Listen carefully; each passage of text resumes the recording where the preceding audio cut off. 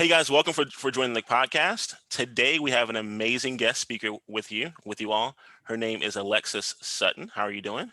I'm doing wonderful. How are you all? It's great. It's a pleasure to have you today. And this is important for anyone who wants to have more insight on real estate and also what's going on in today's market and really what they should do going forward. So without further ado, let's go ahead and get started. So Alexis, first and foremost, what led you to be a part of the real estate market? Um, Honestly, I do things on a whim. So I already know because I do like a lot of studying and stuff like that. The people that are rich, they got rich off real estate. So I knew I was going to be a part of it either way. And me getting my license was just like one day I was just sitting there like, why not?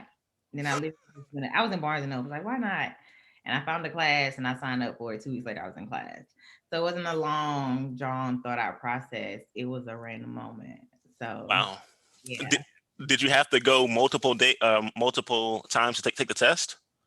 No. Actually, so here's how it worked here in North Carolina. So you have to take at least 90 hours. I could be wrong, 70. However, we took more than what we were supposed to.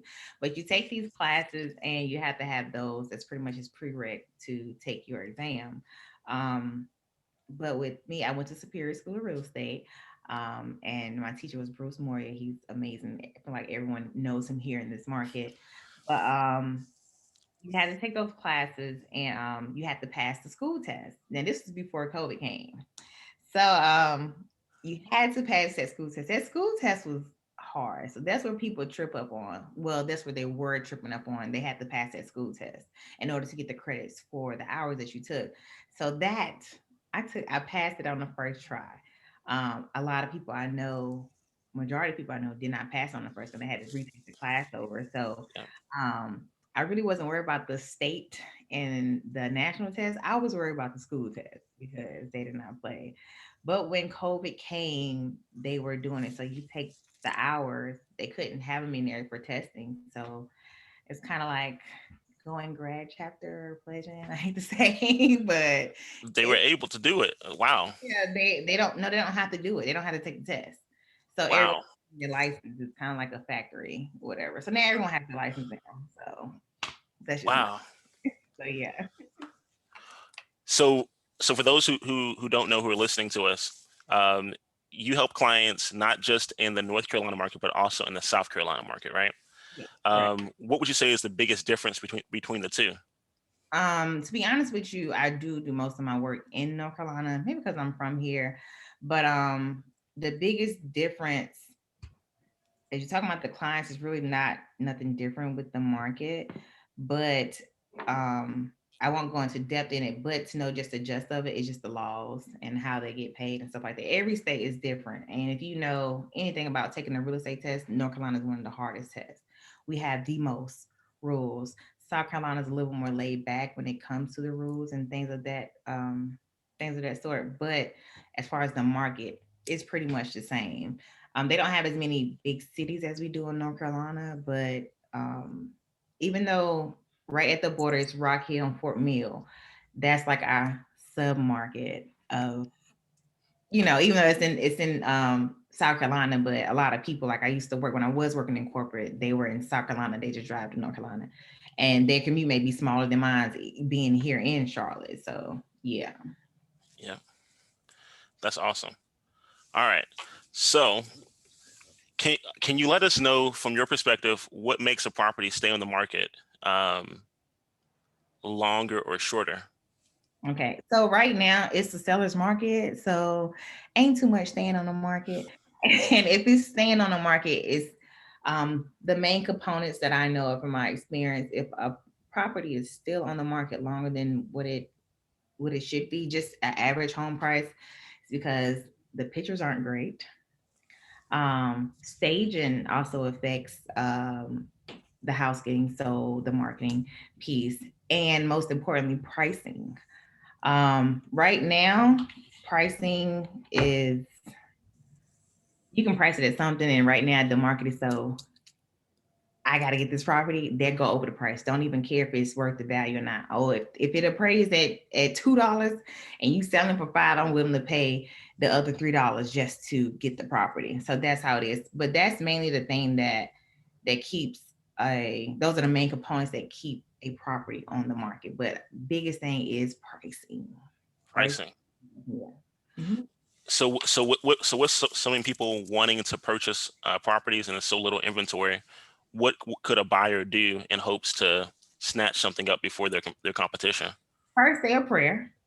Um, I'm gonna be completely honest with you. I had actually I just did a slight snippet video of this. I'm gonna post it on my social media later, but cash is king.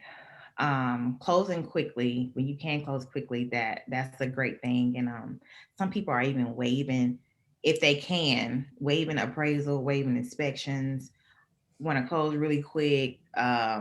It's if they're not getting a loan, because you get a loan, you have, those are, stipulation that you have to do. But people are offering like $10,000 in due diligence. Um, some is offering $30,000 over the asking price. It's just so many things because it's so aggressive out here that it's hard. So the snippet I was just talking about, I got an email. I got my client wants to see a home on Saturday. And I always said, when I first got my client, I said, look, it's aggressive. And I'm aggressive. You got to be aggressive with me. I want to know how much money you got, how much you want to put down, because it's important for me to put you in the right position to get your contract accepted. I just got one accepted, and it took us forever to get just some land because there's so many offers. But this one property that's on Saturday, we're still going to go see it. However, when you go for showing time is a thing to show. Everything is unavailable. So I tell my client, look for coming soon. Do not look for ones that new on the market because you probably won't be in there to see it. They probably got offers on it, which is correct. So we scheduled one to see on Saturday. I got an email last night. We already have multiples offer on this site Wow. unseen. But we're still going to do the showing, but our client is going to make a decision on Monday. Mind you, it don't come on the market till Saturday. Our client's gonna make a decision on Monday, and we're looking for the highest and best offer. So right there, it puts your client in a frenzy. It puts me in an annoying state, but that's just the way that it is. It's Wow. Um, you were stating that some houses are going for 20, 30,000 over asking. Mhm. Typically speaking, what is the price range of the house that would garner a $30,000 over asking price? What's the price range of these houses typically? It doesn't matter. Honestly, Wow. it, I haven't seen like, oh, it's 200s. No, I haven't seen. Oh, because I've seen in the 300s or things of that sort. Um, I tell my clients, if you don't want the stress of that, to look for new build, because it's different. When you see a home that's already there, you're going to go on multiple offers, you're going to do all this, and that's where the stress comes at. But with new construction, and other agents will tell you that it's much easier. You go in there, if the lot's available, well, I take that back. Well, all my new constructions, the lots have been available, and then they just go ahead and get it. But some new builds even have waiting lists for people to get a lot that's That's not even crazy. yet, you know. So do you have, you keep mentioning new build. Do you have a relationship with a developer that that sort of kind of gives you some preference to No, kind of bring to the table? no, it's so much out there, to be honest with you. Now, me personally, whenever even when I'm working with a different agent, I always build a rapport with them, even if they're kind of rah rah. I mean, because I can get there too. However, Mhm. professionally, I want to have a good relationship with the other agent so that they can better help me out to get my client in. And that's kind of what happened with my last when I went into contract this weekend. So with the builders, I am working on some things that maybe before you even air this, I'll be licensed. So that I do have a better relationship with builders. Because that is my goal to become one as well. So I do personally, that's just me because I know where I'm going. I know my end goal. I try Mhm. to have a better relationship with builders. And sometimes they'll tell me like, I have one friend, one person, she works with Eastwood, and she's like, hey, well, we have this coming up. You have any clients? It's like, I don't right now, but if I, I put the word out there if they got it. So yeah, that's pretty much what it is. But it's you don't really need to have no coots with nobody. The builders, it doesn't really benefit them because it's like a business out there. You mentioned that this is a seller's market, even with the flux of the pandemic and the increase anticipated increase of mortgage rates going up. Um, help me to understand the dynamics of the market there in North and South Carolina, with all of those extenuating circumstances or factors weighing in on the Um, whole real estate I want process. to say, we can say this North and South Carolina, but it's really everywhere. You said it's anticipation that it's going up. It's already down, so people want those low rates Hmm. Hmm. in the house. And for sellers right now, if they want to sell, get top dollar even more than what their home is really worth, is they'll sell it now because they know it's low inventory.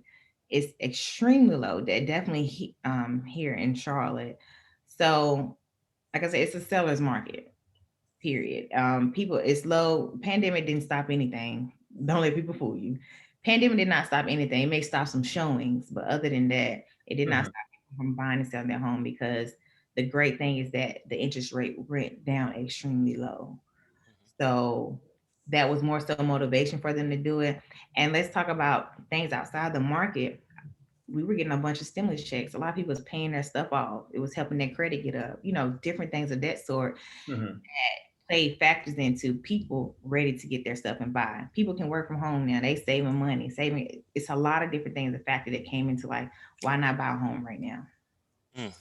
Do you think that there'll be any issues for, let's say, a homeowner right now who sells their property and then now they have to go find somewhere to live or something like that?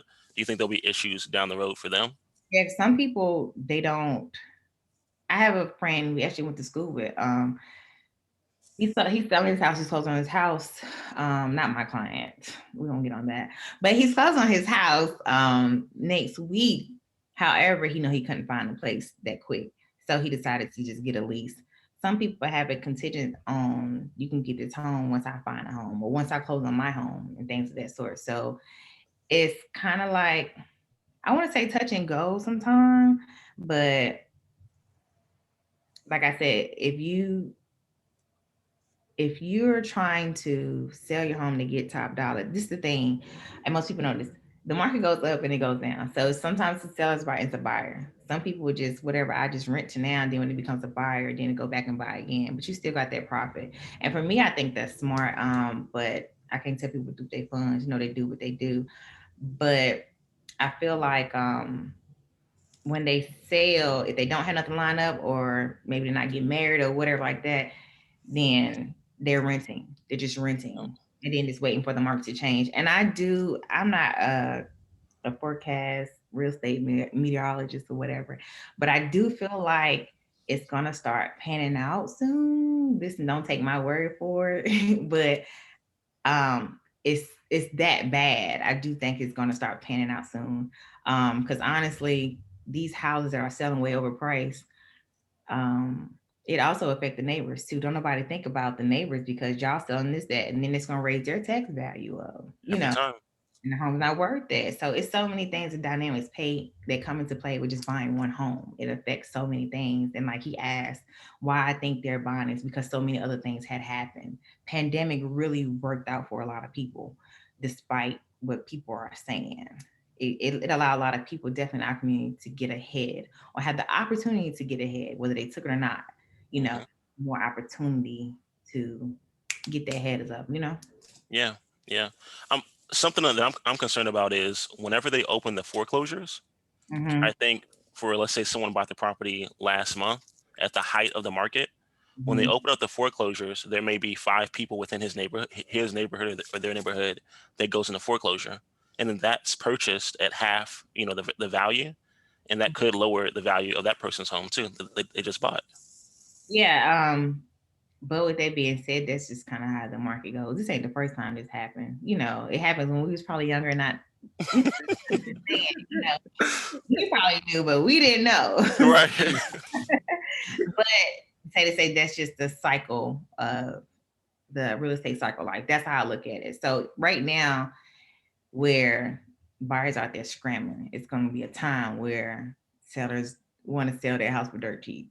You know what I'm saying? Because they just want to sell it. Won't nobody want to buy. It's not enough buyers out there. So wish that happened. Okay, now this could be wrong, but when I was working in the mortgage, because I worked in mortgage, they said this happens every time we change presidency or something like that happened. So Yep. when Obama came in, um, it was a buyer's market. There were more inventory than this now. Everything switched.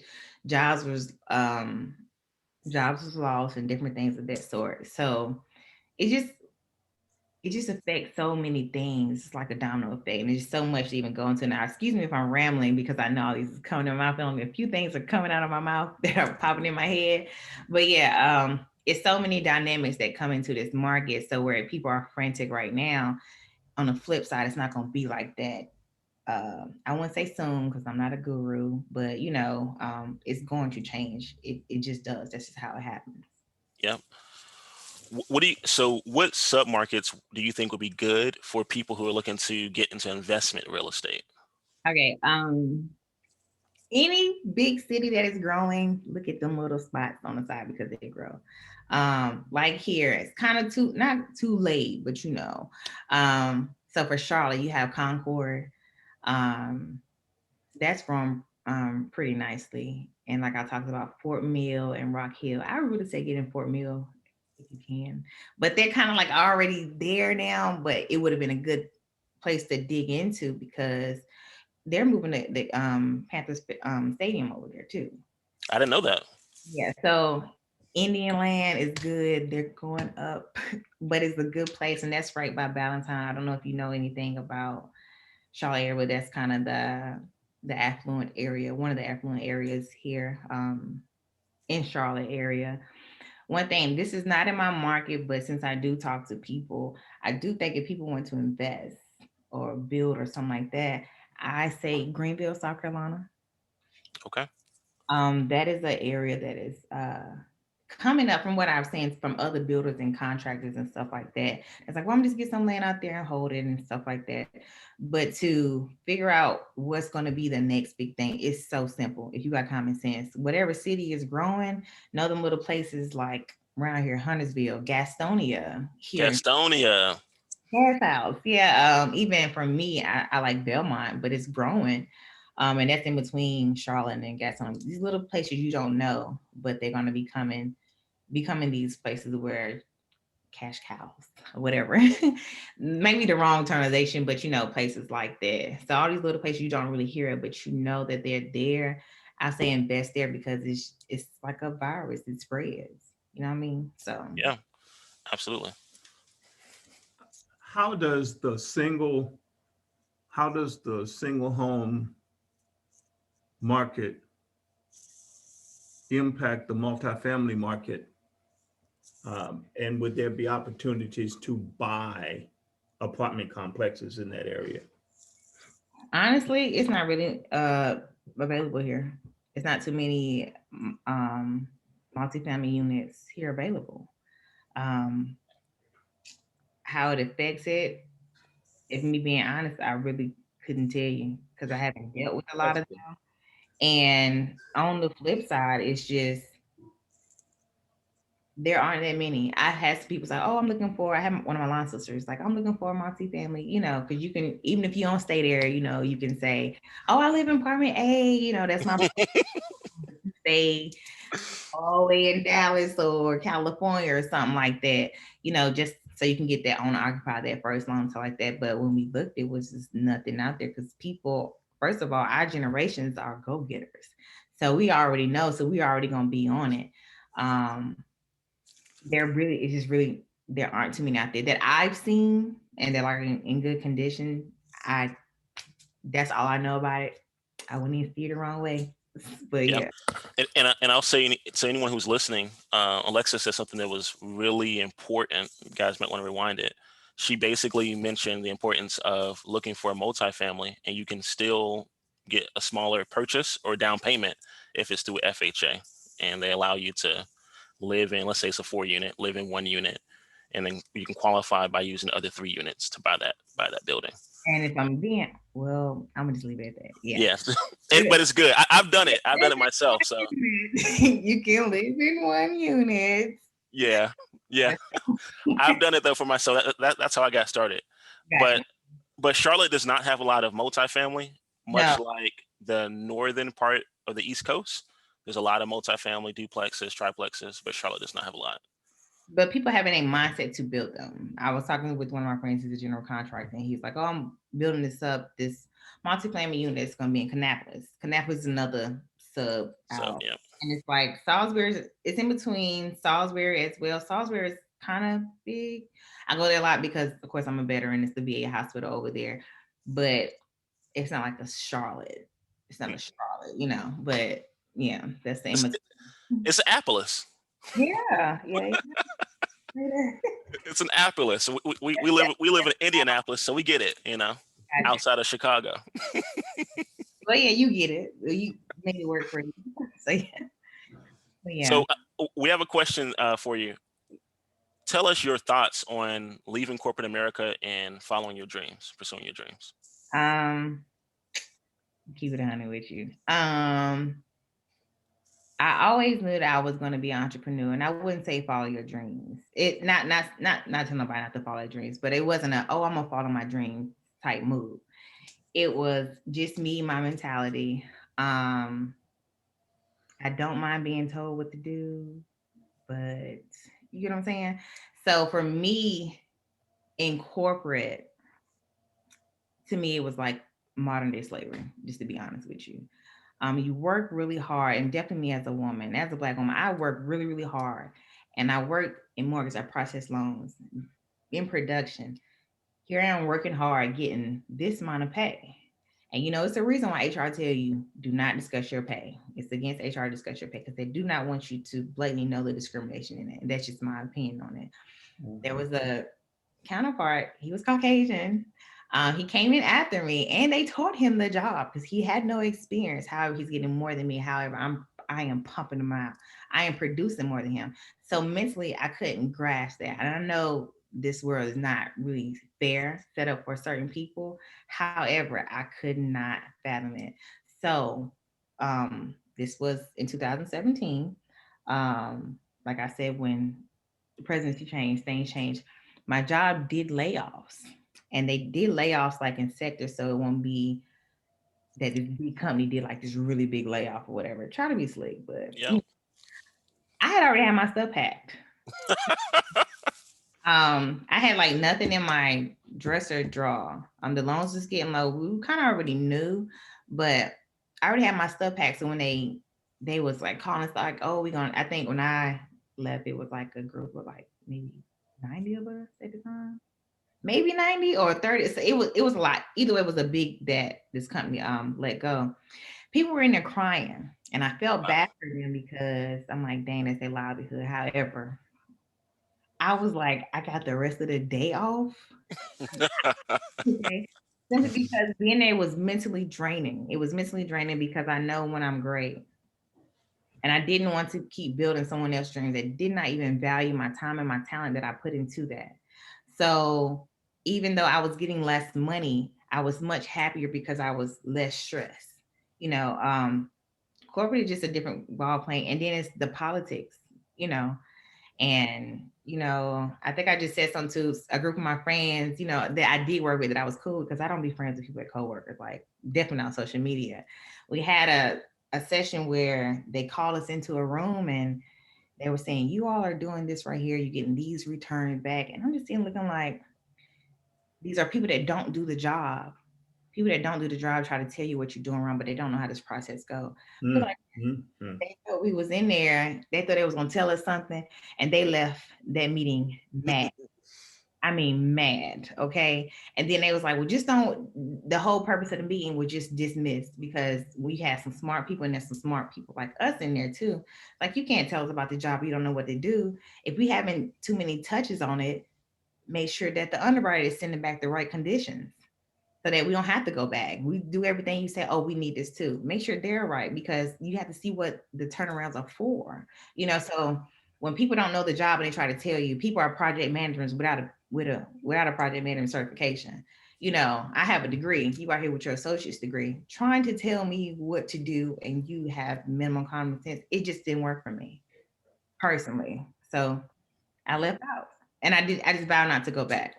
During the process of your maturation, were there books that you read or people that you listened to or followed that gave you the spark that to know that you could do something different and that you would be okay?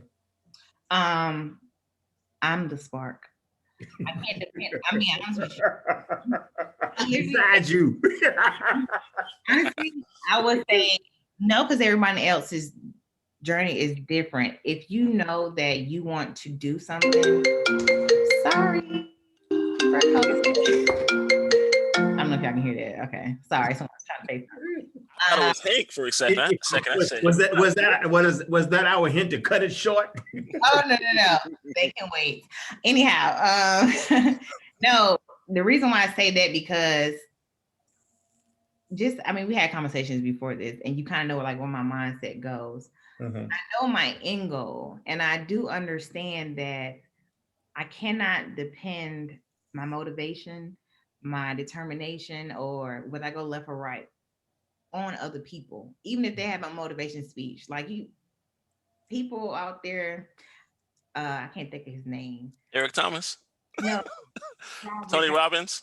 yeah, it's well him too. He's awesome because he curse and I curse a lot too. But the thing is, people will say, "Oh, you can go out there and do this and third," but you don't know that backstory. Some people out here that are millionaires or whatever, you think they got it just by doing movies. They don't tell you about the back real estate that they invested in to get where they are. So you thinking like, "Oh, if I just go be a basketball player or just go be a movie star, I'm going to get there."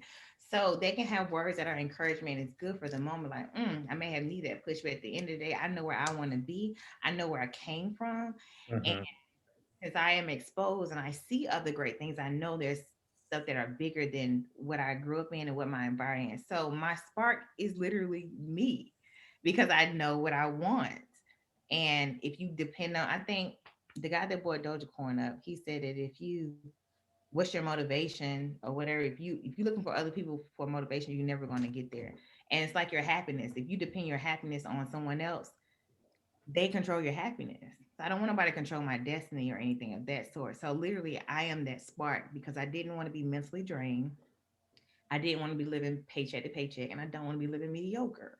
Okay, I've been poor, I've been broke, I've been there. Cool, and I got up out of it. However, I know that there's more. So my higher self that I see myself is my motivation. That's awesome. That's That awesome. is. For those who are listening, what would you say that you use to continue to feed that or fuel or to grow that spark? It's perception. It's how you look at everything, and you have to have gratitude in everything, even when the things are not good. So things can happen, and wow, this is so sorry. It's a sale. It's a sale. FaceTime. Somebody never that's not even saved. But but back to the question. Give me a moment because I be trying to get my train of thought that happened. What was the question again? I apologize. How do you continue to feed that spark? Yep. Oh, gratitude, gratitude. You have to have gratitude when bad things happen. And just growing up, a lot of bad things have happened, but I always start to see the good in it.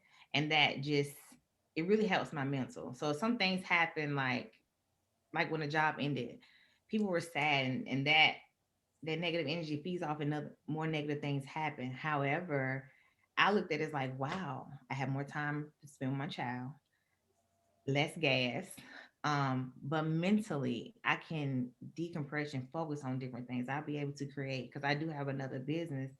And although I was just doing an order here and there, eventually I put my energy into that and that grew, But anything, something bad happened to you, you got to look at it as a lesson and not like a L. It's not really a loss. And if it was something you wanted, it really wasn't for you and you was really denied for a reason. So, and I honestly, I feel like when the job did do layoffs, it was my push. Cause like, you know how we do, we get into stuff like, okay, after I get this amount of money, I'm going to quit my job and blah blah blah. Yeah. Yeah. Maybe year two after when you. So that was more so my push because I try not to live out of scarcity. I don't want to live out of scarcity, saving. I got to save all this money because I'm scared something's going to happen. I spend it, okay? And the money comes back to me. Like I told y'all before, you can get money back, but you can't get time back. Never. So you don't want your years to go and you wasted it. You didn't enjoy life. So, That that's a really good mindset to have. Um, can you tell us also? I don't want to forget about this. Can you tell us also about your passion for art? oh, my God given talent is creation. So I am extremely creative. I do have an art business. It's called Kiss the Artist. Now, I've always can draw really good and paint really good, but my thing is I get too attached to my paintings. So I started to do reference. A I true artist. Yeah, you'll starve. A true artist. wanted to I'm like, heck no, I'm not selling that. But I'm like, well, in my house that you come in look like a whole gallery everywhere. But I did something that I could use to bless other people with because I do know when you see something beautiful, it changes your vibration. And if you know I'm a spiritual person as well. So um I love art. I love to be creative. When I say my gift is the gift of creation because I do other things that are creative, not just artwork. Um I can do hair. I cook. I cook really well, like really good. I would cook your grandma auntie up underneath the table. And yeah. Um, so like I said, my gift is the gift of creation. I make furniture, when I'm bored. Oh, okay. I rap, I do rings, I make jewelry. What I do, like whatever it is, I do it because Excuse me, who are you? I told you I am She's Picasso embodied. But no, she's the Energizer Bunny. She's multi-talented. multi-dimensional. And the question, and again, earlier I asked the question about who have you read that sort of gave you the impetus to do what you're doing, but you're being so philosophical, pragmatic, practical. Why are you laughing? I got you. No, you told me this earlier about me. You asked me, who are you? I'm Well, just reminded of another conversation.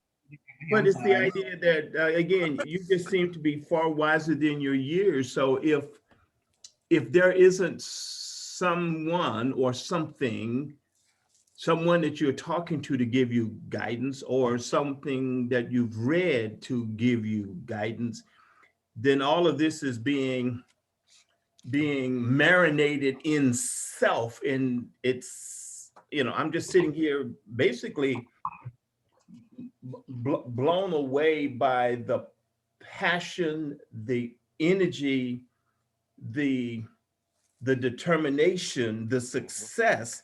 How do you wrap all that into your day with a child? But another thing you said, one word you said is self. Like, I literally know self. And it took me having to sit down, be still, be in solitude, Ah, understand me. Now, we all, whatever people beliefs are, but this is mine. We all come here equipped with certain tools and preferably from a past life. However, I felt like I came here with the correct tools to navigate through this world. And yes, I have a child.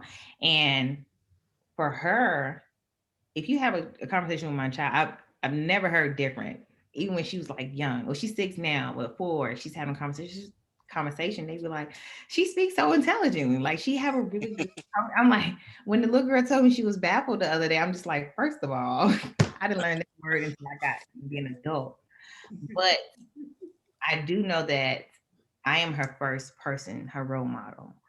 And the fact that I got the opportunity to guide her through this world, at least to give mhm. her a foundation, is a job that I really take seriously. I love being a mom. I want more kids. I love being a mom. But to know that I am grooming a future goddess, a future leader, that means a lot to me. Okay. Because what's worth what you know if you don't teach it to other people? And better yet, the younger generations that are going to carry y'all over when we can't do it. You know. So yeah, the spark, it really comes from within. You know. Okay, that's again that's amazing only because there's so many people who have talent, who have energy, who have coaches and mentors, and they're still in neutral. And some of them are so afraid of taking the chance on themselves that they never really get out the front door, figuratively. But that's scarcity, and people, and the fear. People are they they fear failure. But like people always say, you can find us as, on quote on Instagram. Do you Failure is think a part of success. do you think some people fear success? Yes, Okay, okay, I okay, do. yeah, okay. That's because I had moments where I feared it. Um, taking on the anxiety. I know what type of person I am. If Mhm. I got an order, I gotta hurry up and do it. I put the pressure on myself where other people don't do it. So since I know I put pressure on myself, I fear that mental breakdown. It's different dynamics of it. You know, people do want to be successful. Sometimes people don't. They don't want to do the work, and I get it because it's not easy. But who says it's hard either? It's not really that hard. Once you do it and go through the ranks, it's only hard. People fear things they don't know. It's just like something simple, like people don't know how to start an LLC. And they're like, well, I don't know how to do it. They pay people all this money to do it. And here in North Carolina, it costs you $125 and it takes you like 15 minutes. You know, so all this build up, Do that. you put in your mind before you even get started, that's where you get defeated. It's mental. So if I didn't get my mental right and had to be in self and know who I am, and that's just what people come in my life too. Like I tell people like, you have to treat me a certain way. I'm not being bougie or nothing like that on you, but I know how I move. I know I'm going to treat you with respect too. Mhm, mhm. Uh, I'm open and honest. I feel it's important to communicate. I don't want to leave nobody out here assuming, because when you assuming, you make a you know what out of yourself. So I do feel like it's important that when I have people come in my space to know what I require as a human being, Okay. you know, and then to know what you require. Most time, people don't know what they require. They don't know, and Yeah, they don't know right. self either. Want happiness or companionship. They want to boo. Do There you you think, go. do you find that oftentimes people are focusing on the cost of something rather than the initial cost versus the outcome or the reward on the other end? Yeah, They see the cost as a hurdle and about, well, I can't afford that. I'm not willing to do X, Y, Z, which says that you are then comfortable in your discomfort. You are ordinary without realizing that you're just ordinary. hmm like my grandma always say, it's plenty of ways to skin a cat. So if you don't have the money now, work on the things that don't really require the money and to build up to that. The reason why I Yeah. say that Mhm. because I had a conversation with another lady about another project that I'm working on with my business and getting things out there in the stores. And she was talking to me and she was kind of trading lightly. She said, I'm gonna go ahead and let you know if something happened. And they were like, oh, well, you need $10,000. It's kind of like you got to be ready. I'm just sitting here looking like she didn't do this like 2 or 3 times. I'm like, ma'am, with all due respect, if I need the money, if I got $2 in my account, I already prayed and I have people surrounded by me that if I need money, the money's there. Because I Yeah. have people around me that do believe in me. So if I call my friend like, I need $15,000 for this right here, got you.